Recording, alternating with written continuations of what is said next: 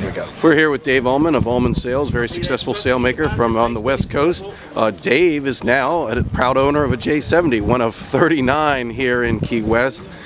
Dave, you've been around this game a long time, this sport, have you ever seen a class explode overnight like this? Never seen anything like this, especially in what was considered a very down market. You couldn't sell boats, and these guys have just found the right niche and the right time, and the thing is exploding. What is your assessment of why? Price point, quality of the boat, and timing. Really? Yeah, okay. They just hit it all. Right. And apparently they've had this on the boards for a long time, and they just picked the right time to go. Now, you got your boat when?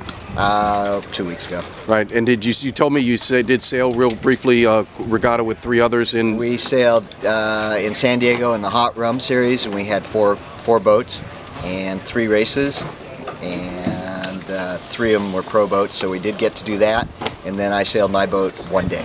So what have you figured out about the boat so far? I mean, do you feel like you've had enough time to really tool it out, or is this... Absolutely not. Okay.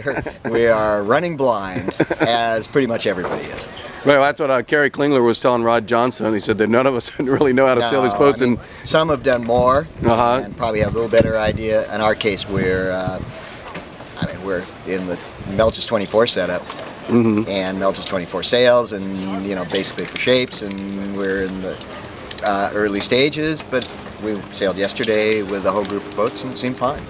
Well, that's it. As a sailmaker, do you think that after this week there'll be a lot better idea of what type of sails need to be built for these boats? Or, I mean, I don't know how that... We're looking at very small changes. I think everybody's pretty made what we call pretty standard looking sails, and the changes will be pretty minor.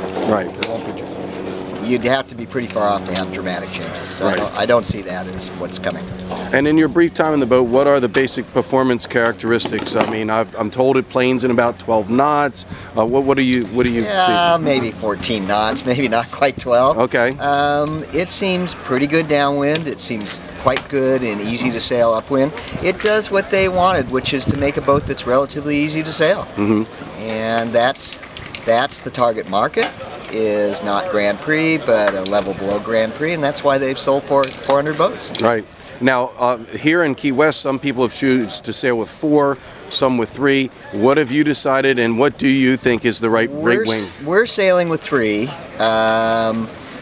It favors 3 with 2 big crew because the 4th person, if you sail with 4, can't be legs out. Yeah, you mentioned that the other day, and that's probably something they might not want to look at.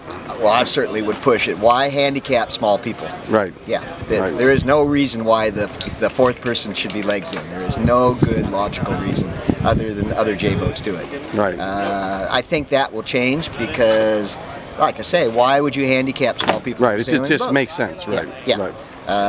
And the optimum weight, we'll see. Right now, our thinking is it's like in the 610 range. Yeah. Yeah. Right. That's what everybody's been saying. Yeah, it's within 10 or 15 pounds of that. And I'm actually think that the no weighing in's just fine because when we get an optimum weight, everybody's going to sail pretty close to that. Right. But they got to let 4 sail because you can't get there unless you have 2 really big guys. Right. If at 3. Yeah. Right. Yeah. So now, obviously, Tim Healy, yourself, Kerry Klingler are all pros. Is that who you expect to be at the top of the fleet, or do you think there's some amateur guys that could be? Who knows? Let's go sailing for 5 days and we'll sort it out. Right. No way to tell. Right. Yeah. I mean, there's some good amateurs out there, so to say that just the pros are going to dominate, not realistic. Right.